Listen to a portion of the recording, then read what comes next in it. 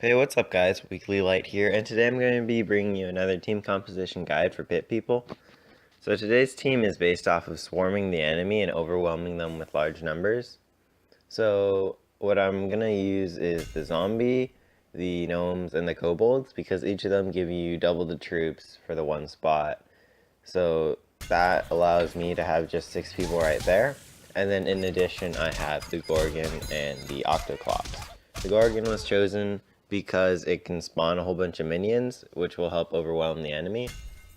And the Octoclops was chosen to help get rid of high priority threats like other Gorgons, Hair Trolls, Troll Moms, or Cyclopses, because the Octoclops can take them out of the fight for a little while, and then my troops can focus down the smaller stuff first. I decided to go with the Gorgon and the Octoclops combo over one Troll Mom because I felt that the Octoclops was very necessary for taking care of the high priority targets, and that the Gorgon could do the minion spawning job almost as well as the Troll Mom, while only taking up 2 slots. The Gorgon can spawn 3 additional stinks, and along with the Octoclops and the Gorgon itself, that leads to a total of 5 troops. The Troll Mom can spawn up to 4 of its minions, which is also a total of 5 troops.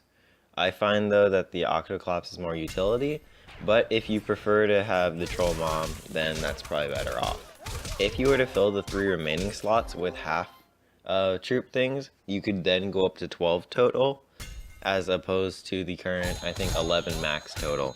But the advantage of running either a Troll Mom or a Gorgon is that if your minions die, you can always spawn a new one. Unlike the kobolds or the gnomes, which once they're out for the rest of the fight. The zombies have a small chance of coming back, but I wouldn't rely on that too heavily. I've seen people run teams where they have 6 of one type of troop, such as 6 of the zombies, for a total of 12 zombies. But I find that variety is a very important thing in this game, so I prefer to run one of each of the 3 half-type troops, just so I can cover all the things. Just in case they have archers, I have the kobolds. If they have robots, I have gnomes. And if they have anything that doesn't like to be slowed, then I have the zombies. So I think variety is a very important thing for this game, so that's why I went with one of each. It might not be optimal against certain teams, but I feel like it does better on average. So let's get to the positives of this team now. So what's good about this team is, since there's a wide variety of different troops, it can handle most situations fairly well, and it can also adapt and turn the tide of battle. Overall, it's a fairly average team, but it's sort of jack of all trades in that it's not too specialized that it has a niche and can't function against certain teams.